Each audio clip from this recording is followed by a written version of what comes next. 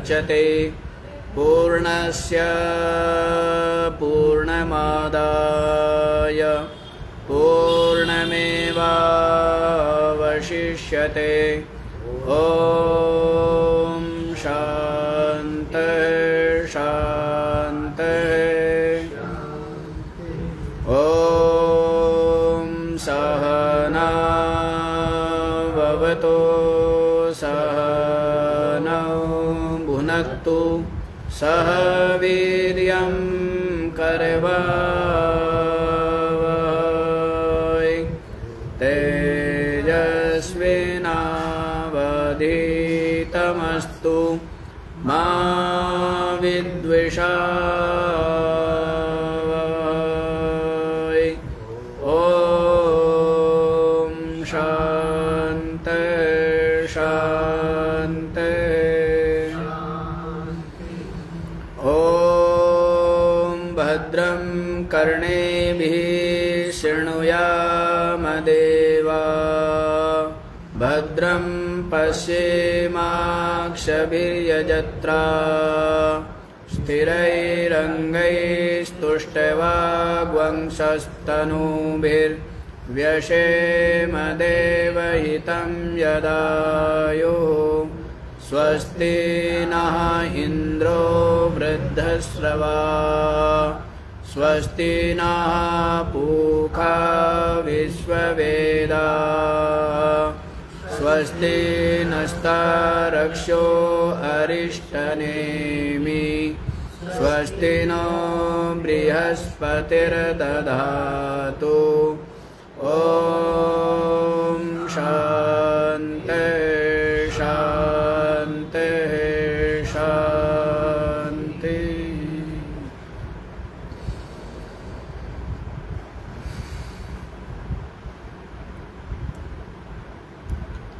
हाँ जी, तो क्या श्रवण कर रहे हैं आप लोग? मुंडकोपनिषद आप लोग श्रवण कर रहे हैं और इस मुंडकोपनिषद में भी जो इसका प्रथम अवतरण भाष्य है उसका आप लोग श्रवण कर रहे हैं। तो कल बतला दिया था कि एक तो ये जो परंपरा बतलाई गई है इस विद्या की संप्रदाय, तो वो किस लिए? इस विद्या की स्तुति के लिए बतलाई गई है और साथ ही साथ जो श्रोतागण हैं उनकी इस विद्या में रुचि उत्पन्न होवे कि इस विद्या को प्राप्त करके क्या हो जाता है? शोक रहित तो हो जाता है, भय रहित तो हो जाता है, मृत्यु से मुक्त हो जाता।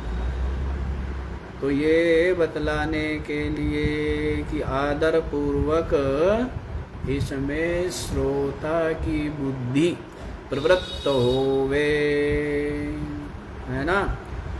फिर ये भी बता दिया है, आगे आएगा कि विद्या दो प्रकार की है, पराविद्या और अपराविद्या, है ना। ये जो अपरा विद्या है ये अनर्थ रूप जो संसार है उसकी निवृत्ति करने वाली नहीं है ना। उसको क्या है? उसके लिए सहायक है। ऋग्वेद, यजुर्वेद, सामवेद, अथर्ववेद रूप ये जो अपरा विद्या है ये संसार के लिए क्या है? सहायक है, संसार की विरोधी नहीं है ना। ये भी बतला दिया। तो इससे क्या है? संसार का जो कारण क्या है? अविद्या काम कर्म। तो उसकी निवृत्ति करने वाली ये अपरा विद्या नहीं है, ये तो सहायक है। संसार की प्रतिष्ठा में क्या है ये? संसार की प्राप्ति आदि में सहायक है। और ये संसार जो अनर्थ रूप है, दुख रूप ही है, तो इससे संसार की निवृत्ति किसके द्वारा होती है? वो तो पराविद्या से। तो ये बता दिया था, है ना। तो अविद्यायाम अंतरे वर्तमाना इत्यादि ना, ये जो आगे आएंगे कि ये क्या है? ये अपरा विद्या वास्तव में अविद्या ही है। ये क्या है? अपरा विद्या कहने के लिए विद्या है, वास्तव में क्या है? अविद्या ही है। जैसे आजकल के जो दूध है वो कहने के लिए दूध है, अन्यथा तो जहर है ना। कहने के लिए तो क्या है? दूध, और वास्तव में दूध है पता नहीं क्या है। तो वैसे ये जो अपरा विद्या है, कहने के लिए विद्या है, लेकिन वास्तव में वो अविद्या ही है, क्योंकि अविद्या का कार्य जो संसार, उस संसार को ही बढ़ाने वाली है ना। तो ऐसे तथा परा प्राप्ति साधनम सर्व साधन साध्य विषय वैराग्य पूर्वकम। तथा आगे क्या बताया है जी? परा प्राप्ति साधनम, जो पर ब्रह्म है, परमात्म तत्व, उसकी प्राप्ति का जो साधन है, क्या बताया? सर्व साधन साध्य विषय वैराग्य पूर्वकम। जो कुछ भी इस संसार में लोक परलोक में साध्य साधन लक्षण रूप, जो कुछ चाहे वो साधन हो चाहे वो साध्य हो, है। जैसे ये जो अग्निहोत्रादि कर्म है ये साधन है, और इनके द्वारा साध्य क्या है? स्वर्ग आदि की प्राप्ति। स्वर्ग आदि की प्राप्ति साधन है ना। और ये जो कर्मकांड है, उपासना, ये क्या है? साधन। तो बता रहे सर्व साधन साध्य विषय वैराग्य पूर्वकम। सबसे क्या हो गया है? वैराग्य। संपूर्ण साधन साध्यों से वैराग्य है, जो वैराग्य विषय वैराग्य पूर्वकम। साध्य साधन जो विषय है, लोक है, परलोक है, ब्रह्मलोक है, जो कुछ भी है, धन है, संपत्ति है, यश है, प्रशंसा है, कीर्ति, जो कुछ भी है, वो सब का सब क्या है? साध्य साधन विषय। उनसे जो वैराग्य पूर्वकम, उनसे वैराग्य हो। कल भी बताई थी ना ये बात। ये बात स्पष्ट रूप से समझ में आ गई है। क्या गई है? कि सब का सब दुख रूप, बंधन रूप, नाशवान भय रूप, क्लेश रूप, ऐसा क्या गई है? समझ में आ गया। क्योंकि राग वही होता है। राग कहाँ होता है? जो जो सुख या अनुकूल हो उसमें क्या होता है? राग होता है। और जो जो अपने लिए दुख प्रद प्रतिकूल होता है उससे क्या होता है? द्वेष, है ना। तो राग जो होता है, जिससे हमें सुख मिल रहा हो, सुख मिलने की आशा हो, या पहले भूत में सुख मिला हो, है ना, उनसे क्या होती है? उनसे राग हो, है ना। तो ये बात समझ लेनी है कि चाहे वो धन है, चाहे वो पद है, चाहे वो प्रशंसा है जो कुछ भी है, जो कुछ भी है सबका सब बंधन रूप, भय रूप, दुख रूप है। ऐसा सुस्पष्ट विवेक हो। क्या हो? सुस्पष्ट विवेक। इसमें बुद्धि में तनिक मात्र भी विभ्रम ना हो। इस बात पता है नहीं पता है, हैं?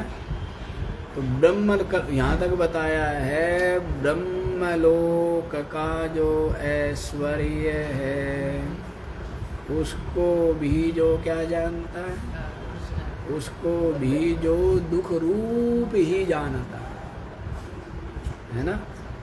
ऐसा जो विवेक, वही वैराग्य है। तो ये विद्या, और इस विद्या से प्राप्त होने वाला जो मोक्ष बहुत सरल भी है, लेकिन इसके पात्र कितने।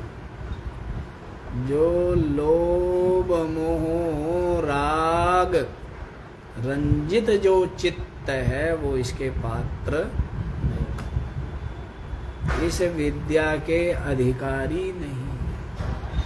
इस विद्या के अधिकारी वही है जिनका कहीं पर भी किंचित मात्र भी राग नहीं रह गया है। तो राग किससे दूर हो जाता है? ये ज्ञान से दूर होता है, सत्संग से होता है ना। क्योंकि सच्चाई इनकी समझ में नहीं आई ना, इनकी जो वास्तविकता है वो प्रकट हो जाए फिर राग होगा, है? तो शास्त्रों के स्वाध्याय से, सत्संग से क्या होता है?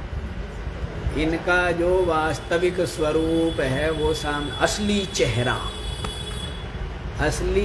नकली चेहरा सामने आए, असली चेहरा छिपा रहे। ऐसा एक गाना भी सुना था हमने। एक बार हम बस में गए, हमें कभी कभी बस में भी यात्रा करनी चाहिए, बहुत साल पहली बात है, 10-12 साल तो हो ही गए हैं। तो वहाँ उसने ड्राइवर ने बजाया, फिर हम लोगों से पूछा कि भाई ये भजन है या क्या है? गाना कह जी तो गाना है।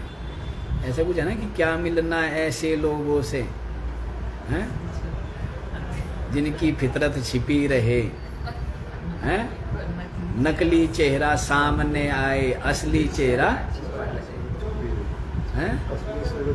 हाँ, देखो पुराने वाले, पुराने महारथी है ये लोग, सारे बुड्ढे तो पुराना है ना शायद ये।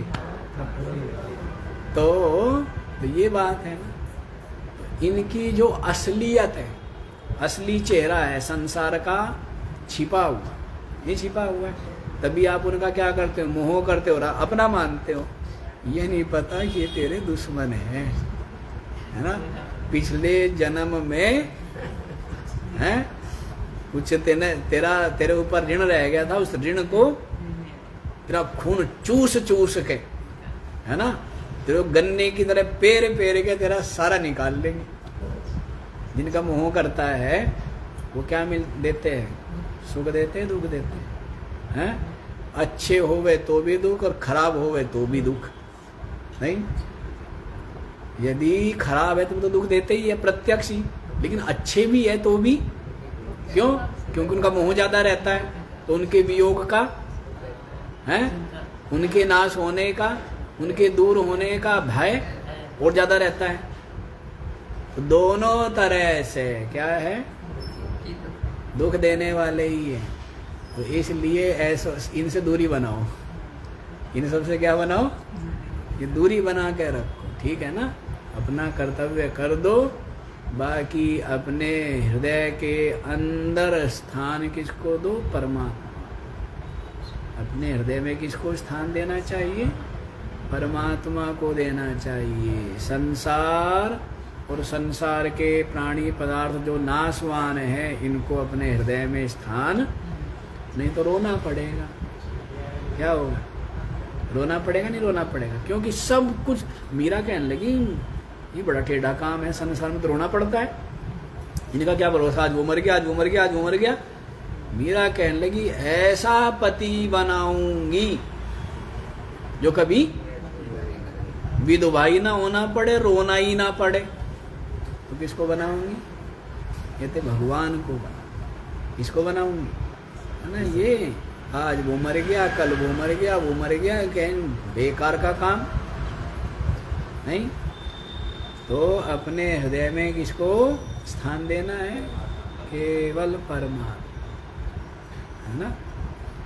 विवेक को स्थान देवे, सद्गुणों को स्थान देवे और परमात्मा को। क्योंकि जब विवेक होगा, सद्गुण होंगे, तभी तो आएगा। कौन बैठेगा तब आकर के? परमात्मा में है तो, पर प्रकट नहीं होता है। जब तक बुद्धि में है, जब तक अज्ञान तिमिर के कारण से वो दिखता नहीं है लेकिन वो दिखता, जैसे आंखों पर मोतियाबिंद आ गया हो तो दिखता नहीं है ना। तो वैसे जब तक संसार का राग है, लोभ है, मोह है, हृदय में स्थित होता हुआ भी परमात्मा दिखता, तो उसको देखना हो तो क्या होना चाहिए? विवेक। क्या आना चाहिए? सद्गुण। अब कौन आके विराजमान हो जाएगा? परमात्मा दिख जाएगा, हृदय में ही है। आत्म रूप से परमात्मा को अनुभव करो, है ना। तो ये बात है। तो रागी लोभ मोह वाले नहीं देख सकते। तो इसलिए क्या होना चाहिए? सर्व साधन साध्य विषय वैराग्य पूर्वकम। संपूर्ण साध्य साधन रूप जो विषय, इन सब से वैराग्य। क्या हो गया? वैराग्य। वैराग्य मेव अभयम। भरतृहरि हरि जी महाराज क्या कह रहे हैं? वैराग्य मेव अभयम। वैराग्य ही अभय रूप क्या हो जाता है? ज्यों ज्यों राग करता है, ज्यों ज्यों मोह करता है, ज्यों ज्यों लोभ करता है, उतना ही कमजोर होता चला जाता। समझता तो यह है कि ताकतवर हो रहा हूं, उतना ही क्या हो रहा है? कमजोर हो रहा है, नहीं हो रहा है। सहारा।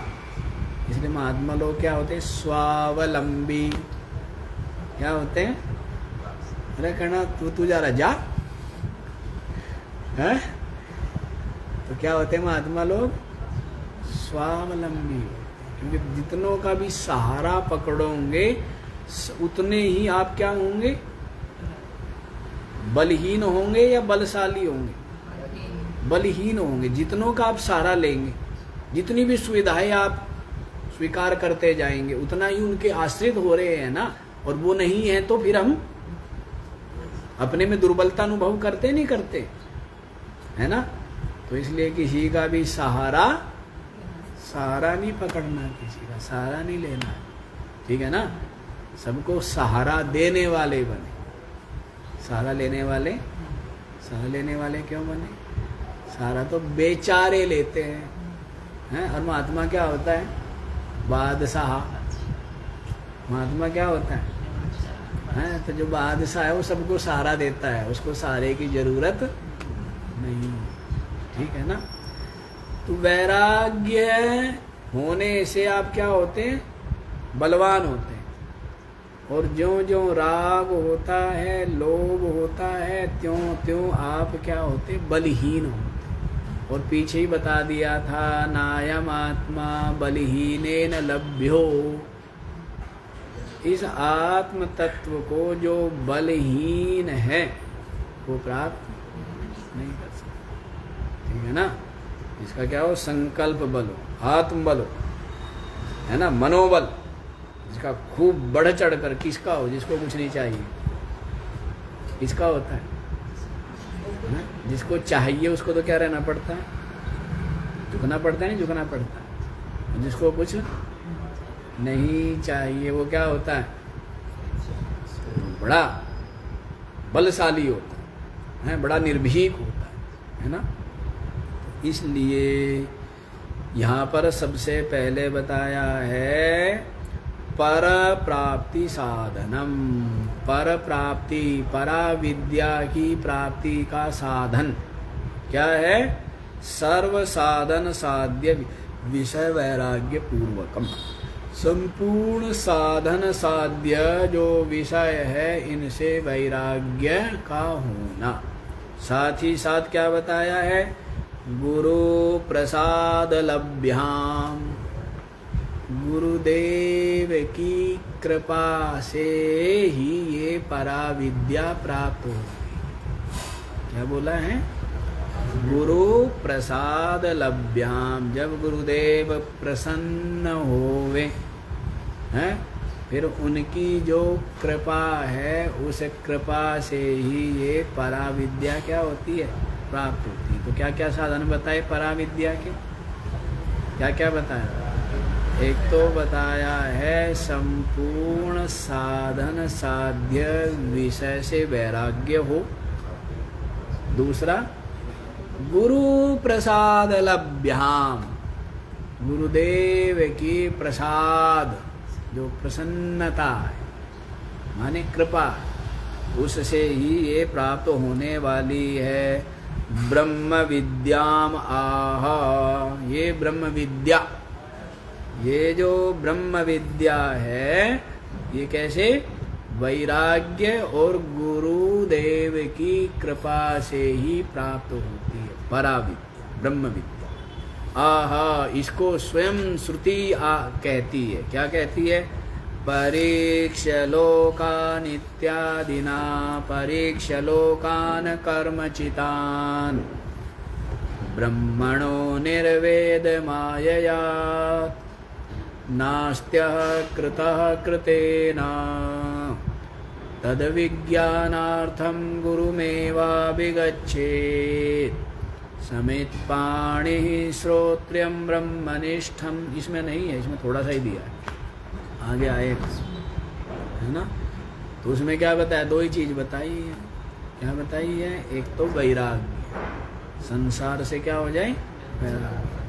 फिर बताया तद विज्ञानार्थम, उसको जानने के लिए गुरुम एव अभिगच्छ, इसके पास जाए। कह रे ऐरे गैरे नथु खैरे, ऐसी कहीं ना चला जाए। क्या बोल रहे हैं? गुरुम एवा, गुरु के ही पास जाए। गुरु का आगे लक्षण बता भी दिया है। गुरु कौन है? श्रोत्रियम ब्रह्मनिष्ठम। गुरु कौन है? जो पहले तो श्रोत्रिय है, जिसने गुरु चरणों में बैठ करके विधिवत शास्त्रों का श्रवण किया, वो श्रोत्रिय है ना। और जिसकी निष्ठा उस ब्रह्म में है, इसमें संसार में निष्ठा नहीं है। जो पद या प्रशंसा की चाह जिसके चित्त में नहीं है, तो फिर निष्ठा कहाँ हो जाएगी? हैं? पदनिष्ठ हो जाएगा ना। कोई धननिष्ठ, कोई पदनिष्ठ, कोई विषयनिष्ठ, जगदनिष्ठ, क्या बोलेंगे? हैं? शरीरनिष्ठ। अभी आपकी निष्ठा किसमें है? देहे गेहे आदि में है ना। तो वैसे तो उसकी निष्ठा किसमें है? ब्रह्मणि एव निष्ठा यस्य स ब्रह्मनिष्ठ, ब्रह्म में ही जिसकी निष्ठा। ऐसा जो श्रोत्रिय ब्रह्मनिष्ठ है वही क्या? वही गुरु, वही गुरु है। और उसके ही पास जाना चाहिए, ऐसा श्रुति का आदेश। ठीक है। तो ये बतला दिया इस मंत्र के द्वारा कि दो साधन मुख्य हुए, एक तो वैराग्य और दूसरा गुरुदेव की प्रसन्नता। इन दोनों के द्वारा ही ब्रह्म विद्या प्राप्त है। और उस ब्रह्म विद्या के द्वारा क्या प्राप्त हो जाता है? भगवान प्राप्त हो जाता है। कौन मिल जाता है? अपनी आत्मा मिल जाता है। भगवान का मतलब कोई और भगवान मत लगा लेना। भगवान का मतलब क्या है? जो चेतन तत्व, आत्म तत्व, व्यापक तत्व अपनी आत्मा है, उसकी ब्रह्म विद्या से प्राप्ति हो जाती है, अनुभूति हो जाती है ना। इस तरह आगे देखो, प्रयोजनम। आगे बढ़ने को तो पता नहीं हमारी कितनी खराब आदत है, आगे बढ़ने को मन ही नहीं करता। मन ये होता है बस यहीं पर। एक चीज होती है ना, जहाँ स्वाद आता है ना, स्वाद है, तो वहाँ से जाने को मन करता है क्या? बताओ। हैं? जैसे सर्दी में और बढ़िया धूप निकली हो तो वहाँ से उठ करके छाया में आने को मन होता है। हैं? वैसे ही जंगल में आग लगी हो और हाथी जो है गंगा जी के बीच में खड़ा हो गया, तो उसका गंगा जी से ज्येष्ठ की गर्मी में निकलने को मन करेगा क्या? हैं? तो वैसे हम तो गंगा जी में खड़े हो जाते हैं, फिर निकलने को मन होता नहीं कि आगे बढ़े। मन तो ये होता है कि आगे बढ़ो ही मत, हैं? लेकिन बस फिर बढ़ना भी पड़ता है। हैं? ये कहेंगे नहीं ये तो महाराज ऐसे है, तो पैर अड़ा करके बैठ जाते हैं। चलो आगे देखिए। प्रयोजनम च असकृद ब्रवीति ब्रह्मवेद ब्रह्मैव भवतीति परामृता परिमुच्यन्ति सर्वे इति च। प्रयोजनम, प्रयोजनम, जो प्रयोजन है उसको भी असकृत ब्रवीति, बारंबार श्रुति कहती है। क्या बताती है इसको? प्रयोजन। इसको बताती है विद्या का जो प्रयोजन है, शास्त्र का जो प्रयोजन है। कल बताए थे ना आपको। देखो 4 होते हैं, इसको बोलते हैं अनुबंध चतुष्टय। क्या बोलते हैं? अनुबंध चतुष्टय। संबंध, अधिकारी, विषय और प्रयोजन। तो किसी भी ग्रंथ के आरंभ में इन सब का विचार किया जाता है। क्या विचार किया जाता है? कि इस शास्त्र का अधिकारी कौन पढ़ेगा। जैसे 11वीं क्लास का अधिकारी कौन है? जिसने 10वीं पास कर ली हो, वही अधिकारी है ना। तो वैसे ही इस देखा जाता है अलग अलग ग्रंथ का अधिकारी कौन है। जैसे इस विद्या का अधिकारी कौन है तो बताया है ना, कौन है अधिकारी? विवेक, वैराग्य, षट संपत्ति, मुमुक्षुता। ये जो साधन चतुष्टय से संपन्न है वो अधिकारी। विषय क्या है? इस ग्रंथ का विषय क्या है? तो विषय है जो अद्वितीय ब्रह्म है, वही क्या है? वही विषय है। प्रयोजन क्या है?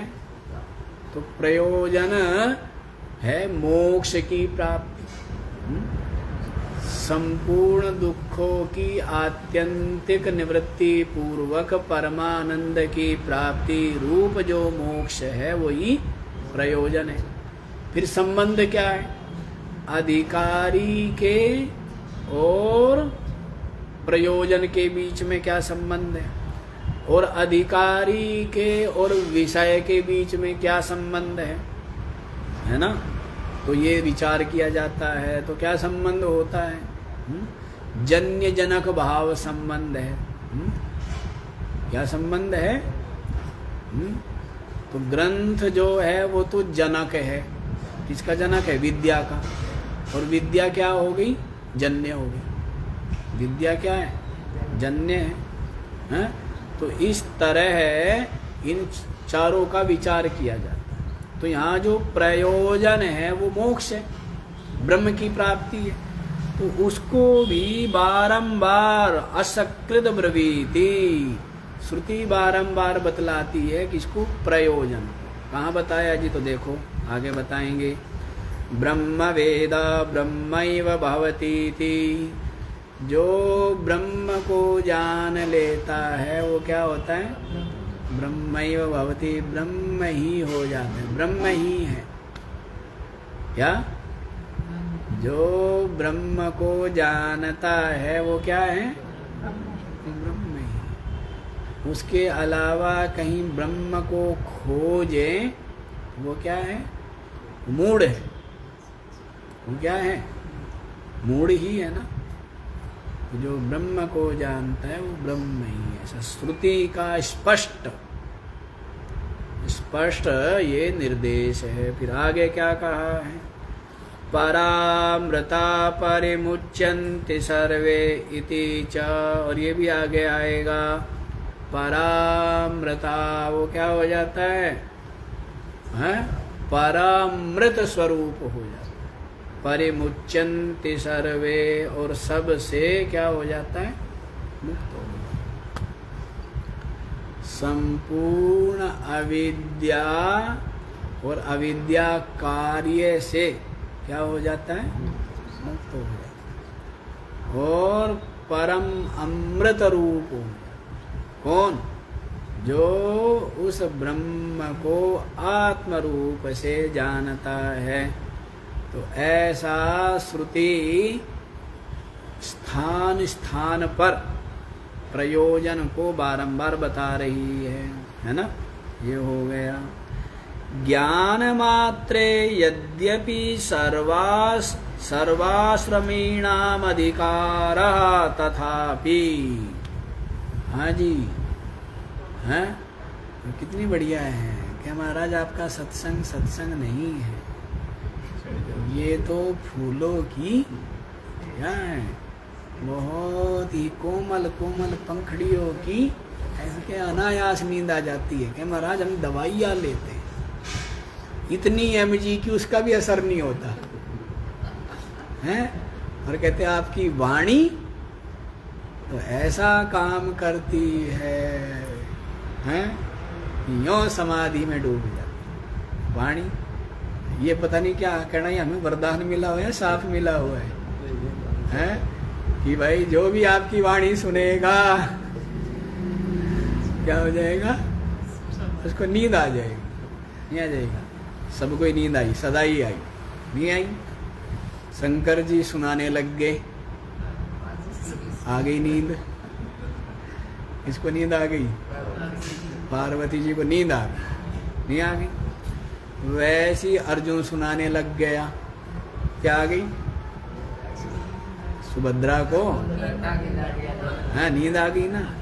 हाँ, तो इस विद्या के जब श्रवण करे तो उसमें सबसे विघ्न में आया भी है ना, लाया। समाधि में जो विघ्न बताए वो क्या बताया? लाया विघ्न बताया है ना। नींद आ जाती, नहीं आ जाती?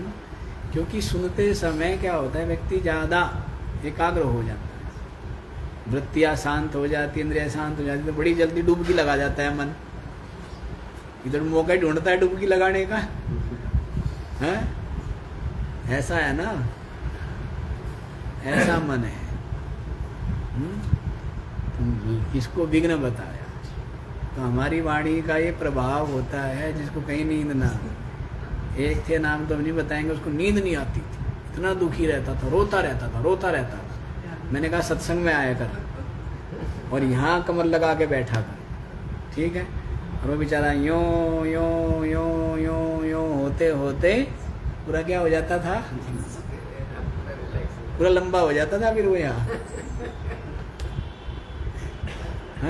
ये तो इतनी बीमारी थी, उसको नींद ही नहीं आती थी पूरी रात, दवाइयाँ ले करके भी, ठीक है ना। तो ये प्रभाव है सत्संग का। अब इसको अपना सौभाग्य समझो या दुर्भाग्य समझो। सत्संग में आके सोना सौभाग्य तो नहीं है, वैसे है तो दुर्भाग्य। सौभाग्य नहीं है, क्या है? दुर्भाग्य ही। हाँ, लेकिन सांसारिक दृष्टि से देख ले तो ठीक भी है, लेकिन आध्यात्मिक दृष्टि से देखे तो क्या है? दुर्भाग्य है निद्रा का आना। तो नींद नहीं आनी चाहिए, ठीक है ना। हाँ, तो देखो क्या बता रहे हैं। ज्ञान मात्रे यद्यपि सर्वाश्रमीणाम अधिकारः तथापि, इस जो ज्ञान है ना, इस ज्ञान में वैसे तो यद्यपि सर्वाश्रमीणाम अधिकारः, कितने आश्रम है ना, कितने आश्रम, कौन कौन से, ब्रह्मचर्याश्रम, फिर गृहस्थ आश्रम, फिर वानप्रस्थ आश्रम और फिर संन्यास आश्रम। कितना सुंदर जीवन को है, पूरी आयु को 4 भागों में बांटा हुआ है। और व्यक्ति के अंदर क्या है, सामर्थ्य ही नहीं है। कैसा हो गया, क्या महाराज, बीपी की गोली के भरोसे हैं, और शुगर की गोली के भरोसे, और थायराइड की, कोलेस्ट्रोल की, एक एक खून पतला करने की है जी, हैं, और एक सांस लेने की है, और पेस में कर, पता नहीं क्या करे, मर जाना क्या हो जाएगा, मर जाए एक तरफ हो वह काम।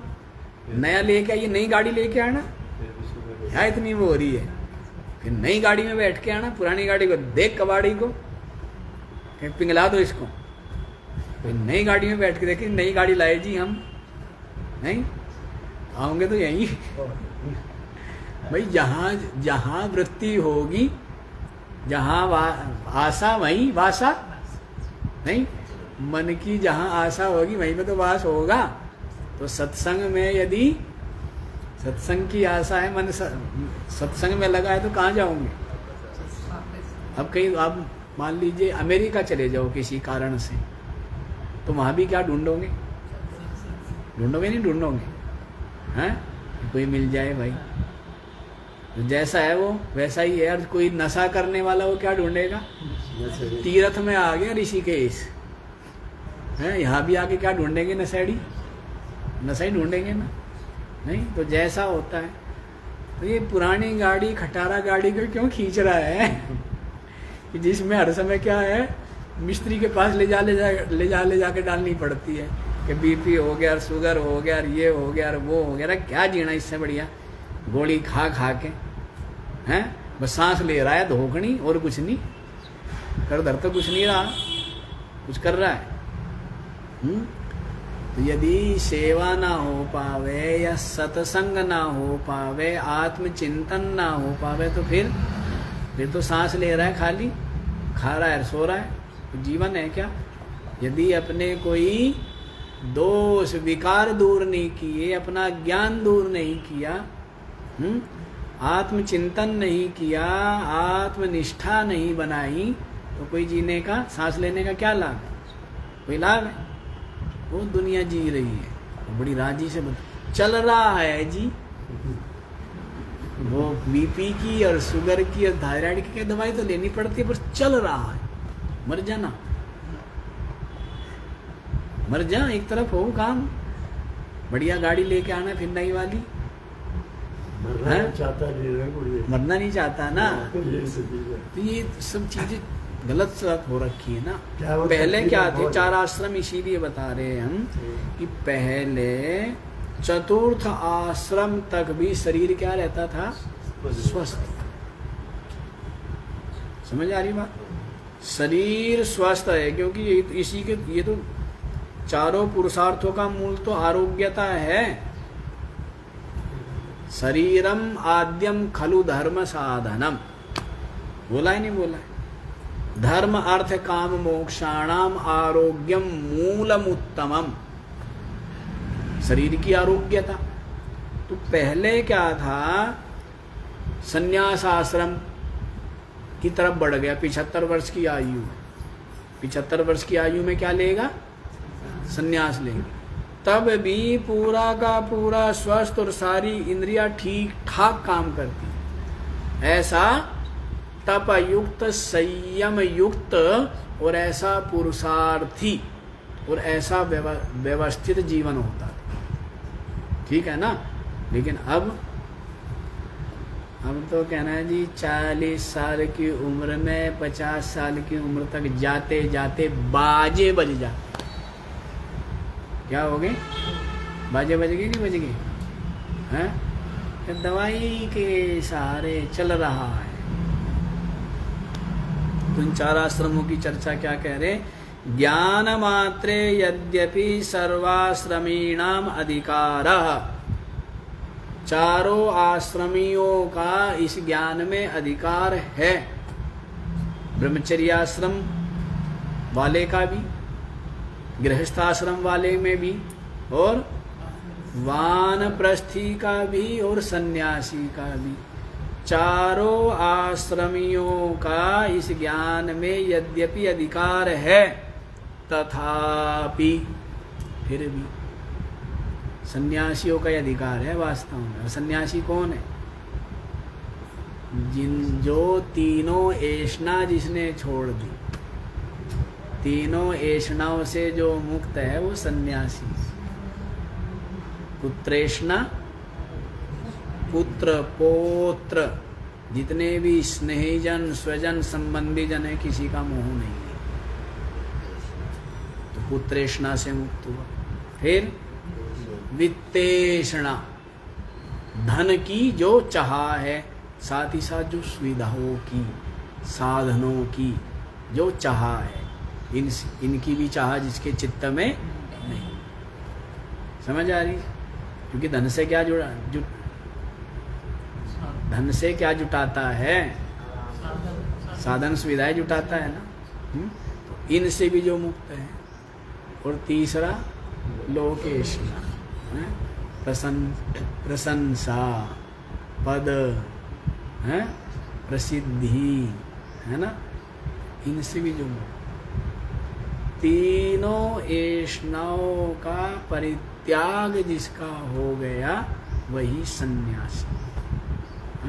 यदि कुछ चाहिए तो फिर सन्यासी नहीं। इसीलिए कह रहे हैं तथापि सन्यास निष्ठैव ब्रह्म विद्या मोक्ष साधनम न कर्म सहिता इति भैक्षचर्यां चरन्तः सन्यास योगाद इति च ब्रुवन् दर्शयति। सन्यास निष्ठैव ब्रह्म विद्या मोक्ष साधनम। सन्यास निष्ठ जो ब्रह्म विद्या, यही विद्या गृहस्थ को प्राप्त हो गई। देखो कुछ होते हैं अपवाद, जैसे जनक आदि क्या है? अपवाद। अपवाद माने हजारों में लाखों में कोई एक आधा हो, उसको अपवाद कहते हैं। अधिकतर तो गृहस्थ में ज्ञान होता नहीं। अधिकतर क्या है? गृहस्थ में क्या है? गृहस्थ में तो जो चित्त है वो चिपका हुआ है और साथ ही साथ हिलता रहता है, हर समय अशांत रहता है ना। ये उसने ये कर दिया, उसने वो कर दिया, उसने ये क्यों नहीं किया, उसने वो क्यों नहीं किया, रहता नहीं रहता। तो इसलिए गृहस्थ में इस विद्या के द्वारा मोक्ष की प्राप्ति होना ये दुष्कर है। इसलिए कह रहे सन्यास निष्ठैव, जिसका चित्त सन्यास निष्ठ है उसको ब्रह्म विद्या मोक्ष साधनम, उसको ये विद्या प्राप्त होती है तो ही मोक्ष का साधन बनती है। यही विद्या प्राप्त हुई प्रहलाद, और यही विद्या प्राप्त हुई किसको?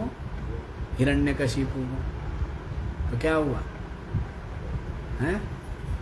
विद्या तो देखे हमने ऐसे भी। एक हुए बड़े प्रसिद्ध आधुनिक दार्शनिक, उनके जितने भी चेले चपाटे हैं वो थे या है, वे अधिकतर हिरण्यकशिपु वाले ही गिने जाएंगे ना। खाओ पियो भोगो, ये करो वो करो, क्या है वो? क्या है? उनकी निष्ठा ब्रह्म में हुई या शरीर में, विषयों में, नशे में हुई? बताओ। आधुनिक दार्शनिक हैं, देश विदेश भी जिनका प्रचार, हाँ, तो उनका क्या है, यही है ना। तो उनकी निष्ठा कहाँ हुई? तो ये ब्रह्म विद्या तो उनको भी मिली, लेकिन वो ब्रह्म विद्या पाके भी उनकी निष्ठा कहाँ है? विषयों में है ना, नशे में है ना, नहीं भोगों में है ना। फिर तो वे ब्रह्मनिष्ठ हो पाएंगे कभी? कभी भी नहीं। तो समझ नहीं है। तो मैंने ऐसे देखा है बहुत लोगों, जो पात्र थे नहीं और उनके पास ये विद्या आ गई तो उनकी ओर स्वच्छंदता बढ़ गई। क्या होगी? स्वच्छंदता बढ़ गई, नास्तिक हो गए, और धर्म कहो अध्यात्म कहो उससे ज्ञान से भ्रष्ट हो। ऐसे देखे, ठीक है ना। तो बात तो उतनी है, जैसे वही विद्या राम के पास है, वही विद्या रावण के पास है, वही विद्या प्रहलाद के पास है, वही विद्या हिरण्यकशिपु के पास है। विद्या दोनों के पास वही है। वही विद्या इंद्र के पास है, वही विद्या विरोचन के पास है ना। लेकिन बड़ा फर्क पड़ता है। वही खीर साफ बर्तन में डालो, वही खीर जिसमें खटाई बटाई हो उस बर्तन में डालो। वही खीर उस बर्तन में डाली, फट गई, सड़ गई, दुर्गंध आ रही है, और दूसरे बर्तन में डाली, सुगंध आ रही है ना। खूब स्वादिष्ट है ना, बड़ी। क्यों? तो बर्तन का जगह लाभ नहीं है क्या? किस बर्तन में डाली जा रही है? तो रावण का बर्तन कैसा था? साफ नहीं था। और राम का बर्तन साफ था। तो बर्तन पहले देखना पड़ता है ना। समझदार माई यूं ही नहीं कहीं भी पटक देगी। इतनी मेहनत से जो बनाई है खीर कहीं भी पटक देगी। और बर्तन देखेंगे ना पहले, तभी डाली जाएगी। तो वैसे ही जो गुरु है वो क्या देखते? पहले पात्रता दे, और पात्रता ना होवे तो उसको पात्र बनाते हैं। क्या करते हैं? यदि पात्रता नहीं है तो क्या बनाते हैं? पात्र बनाते हैं। और जब बर्तन साफ नहीं है तो पहले क्या करना पड़ेगा? मैला था, अब डालना है तो क्या करें? पहले सीधा डाल देंगे या पहले साफ करेंगे फिर डाल देंगे। समझ आई बात? तो रावण का और बात कुछ नहीं थी, विद्या तो वही गई उसके पास भी है, लेकिन उसका बर्तन मैला था।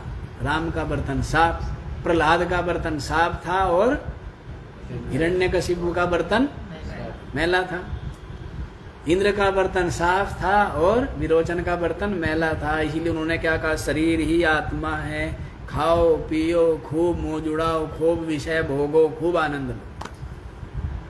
ये सिद्धांत है ना किसका? विरोचन का, कंस का, रावण का, हिरण्यकशिपु का, ये सिद्धांत। और जिनका बर्तन साफ है तो उनके जीवन में क्या है? सब पर दया करो, है ना, सबसे प्रेम करो, है ना, सबका मंगल हो, ऐसा भाव है। उनका क्या है? बर्तन साफ। इसलिए उनके अंदर क्या है? आत्मनिष्ठा है, ब्रह्मनिष्ठा। बर्तन की बड़ी महिमा है। तो उसी बात को यहाँ भी कह रहे, संन्यास निष्ठैव ब्रह्म विद्या मोक्ष साधनम। संन्यास निष्ठ जो ब्रह्म विद्या है वही मोक्ष का साधन है, न कर्म सहितेति। जो कर्म सहित, कर्म किस लिए करता है? विविध फल प्राप्ति के लिए है। क्या कर लें? क्या महाराज जी दिवाली है, लक्ष्मी जी की,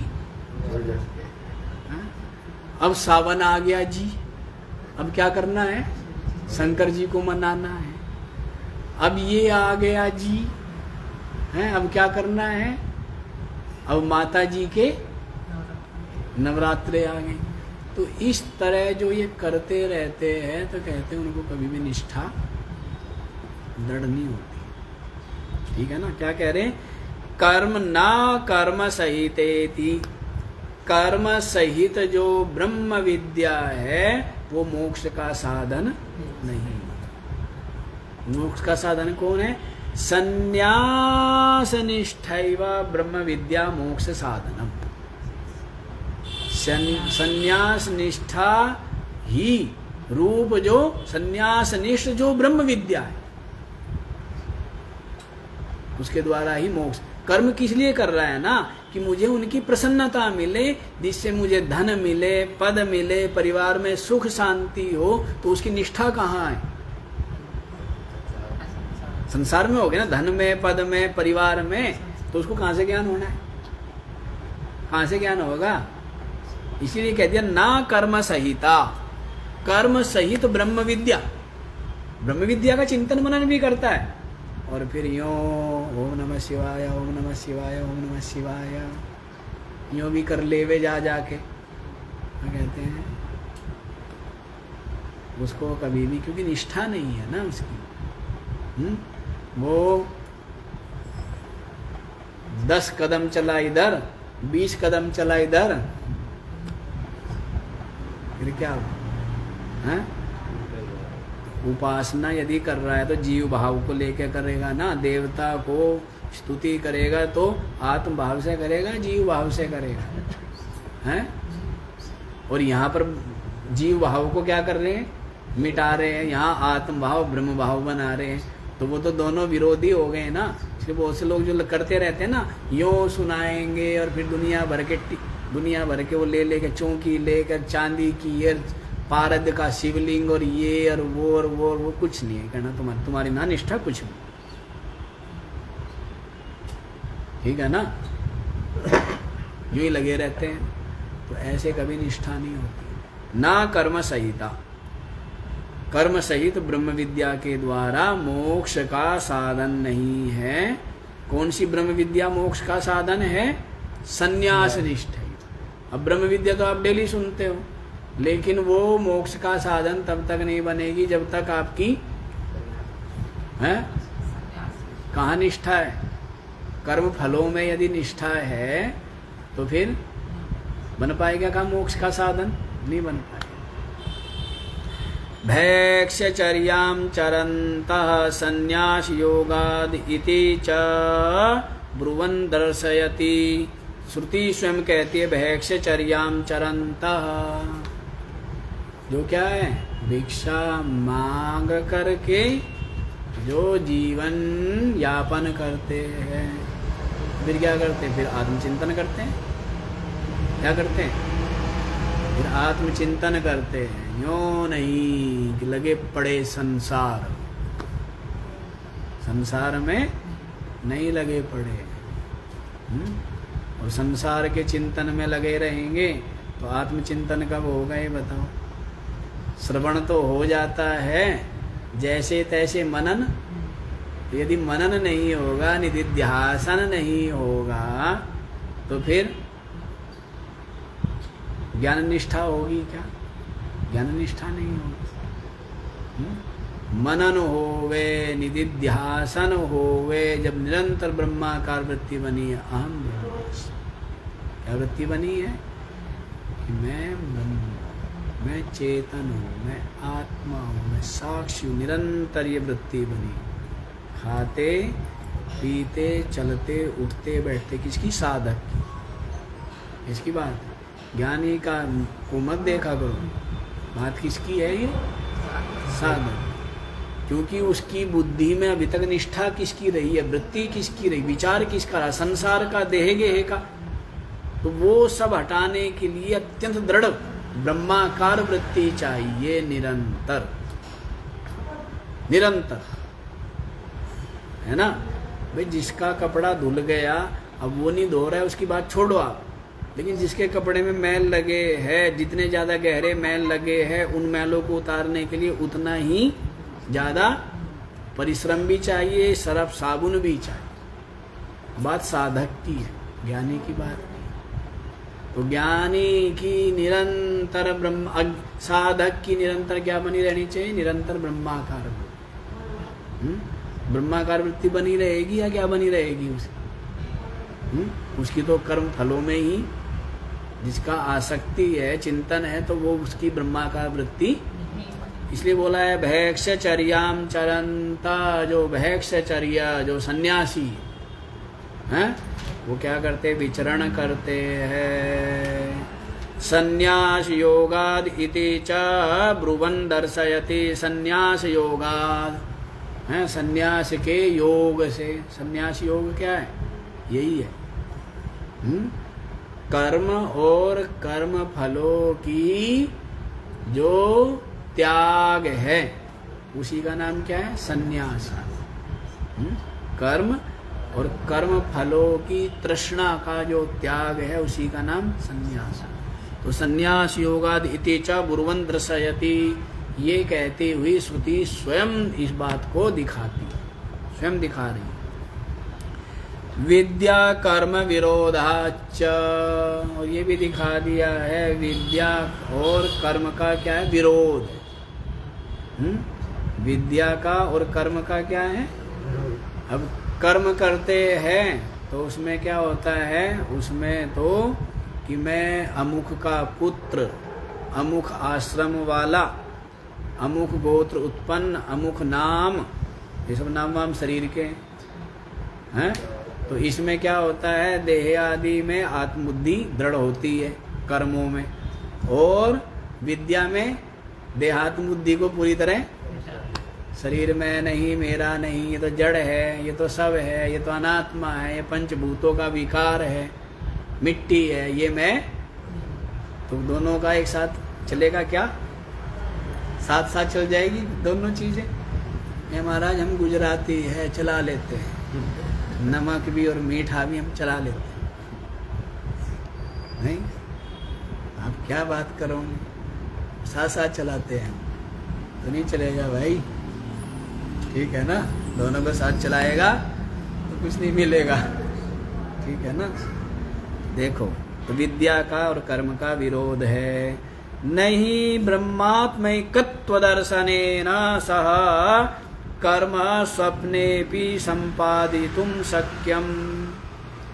ब्रह्मात्मैकत्व दर्शन के द्वारा जो कर्म है ना, उसको कर्म का स्वप्ने भी संपादितुम सह ना शक्यम, सपने में भी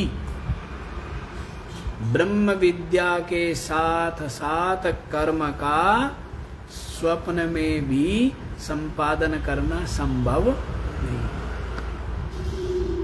भी कर्म कांड के लिए बताया ना आपको, देहात्म बुद्धि चाहिए, जीव भाव चाहिए, है ना। और ये ब्रह्म विद्या के लिए देहात्म बुद्धि, जीव भाव, इन सबको क्या करना है, गलित करना है, मिटाना है। तो ये दोनों संभव है क्या।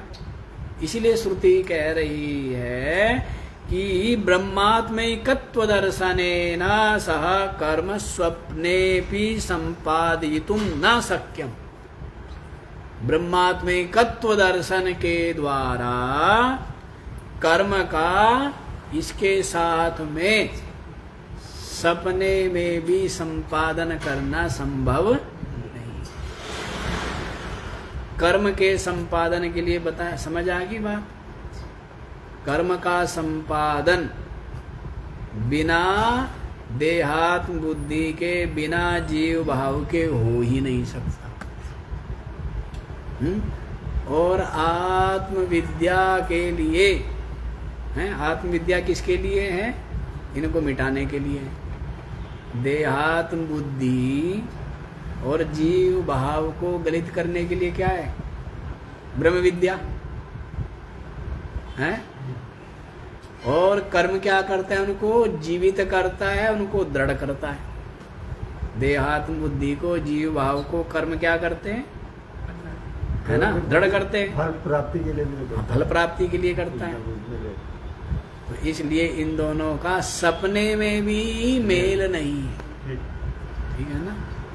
महाराज हम तो मिलाना चाह रहे, भगवान को और संसार को, दोनों को एक साथ पालेंगे। एक हाथ में संसार को पकड़ के रखेंगे, एक हाथ में भगवान को पकड़ के रखेंगे, और जब चाहेंगे इसका स्वाद ले लेंगे, जब चाहेंगे, जैसे कई बालक होते हैं ना, वो तो दोनों एक हाथ में लड्डू एक हाथ में समोसा,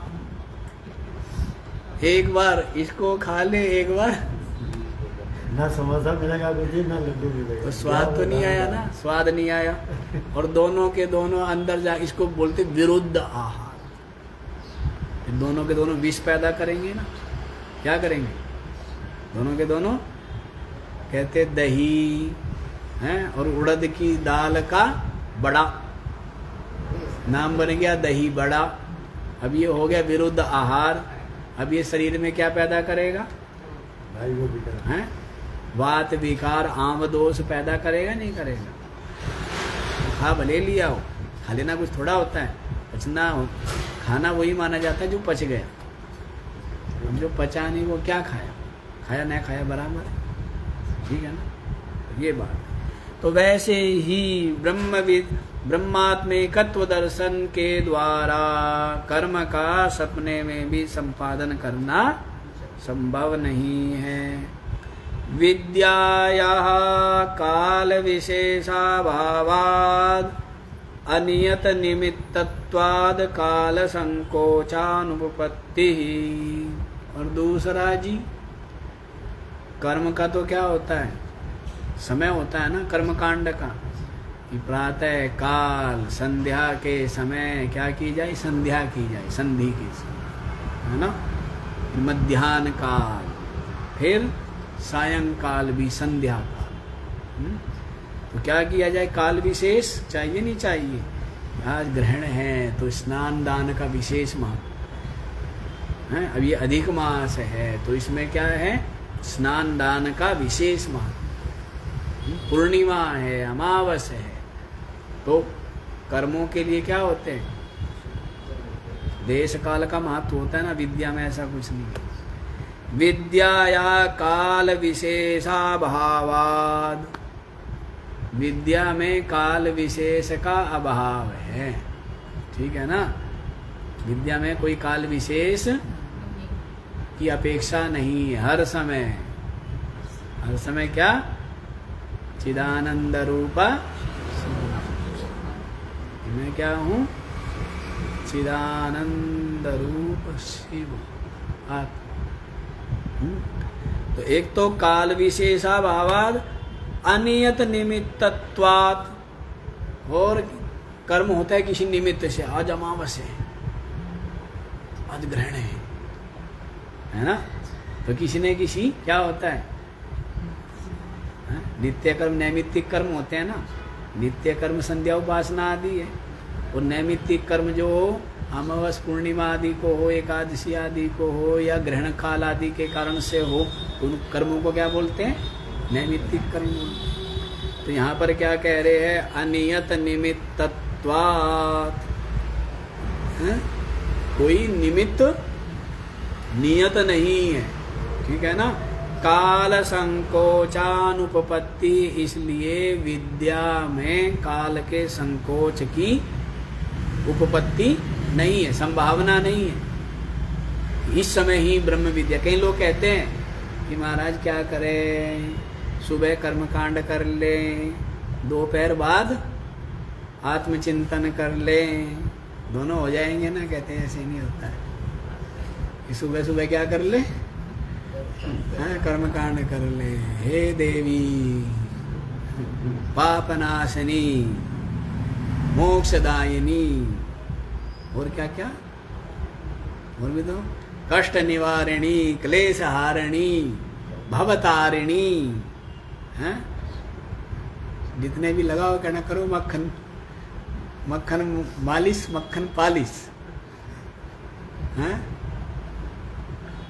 तो सुबह तो ये कर ले, और फिर क्या करें महाराज? दोपहर बाद टाइम मिल गया, अब फुर्सत है, अब चलो महाराज जी के पास, हैं? अब क्या कर लो?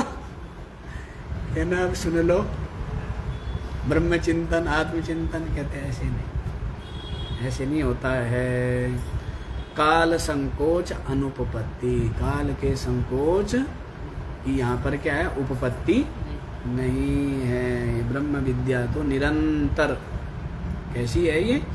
निरंतर होवे, क्योंकि निरंतर चिंतन से जीव भाव देहात्म बुद्धि और बाकी और लोभ मोह काम क्रोध आदि के जो आदत है वो क्या हो रखे, बड़े दृढ़ हो रखे ना, परिपक्व, उन सबको मिटाने के लिए क्या चाहिए, निरंतर वृत्ति बनी रहे ब्रह्माकार अहम ब्रह्मास्मि। क्या वृत्ति बनी हो, जिससे कि वो पहले के सारी वृत्ति सारे विचार क्या हो जाए, नष्ट हो जाए, मिट जाए, गलित।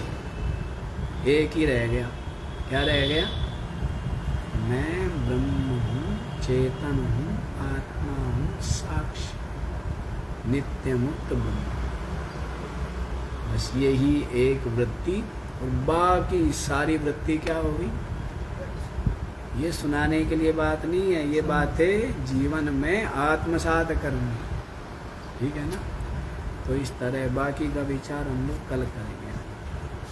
तो भाष्य में ही हम तक भाष्य हैं, बस कल तो चलो आ जाएगा, और ये पृष्ठ भी फट गया, कल आ जाएगा मंत्र, बाकी विचार कल करेंगे। ओम पूर्णमद पूर्णमिदं पूर्णात्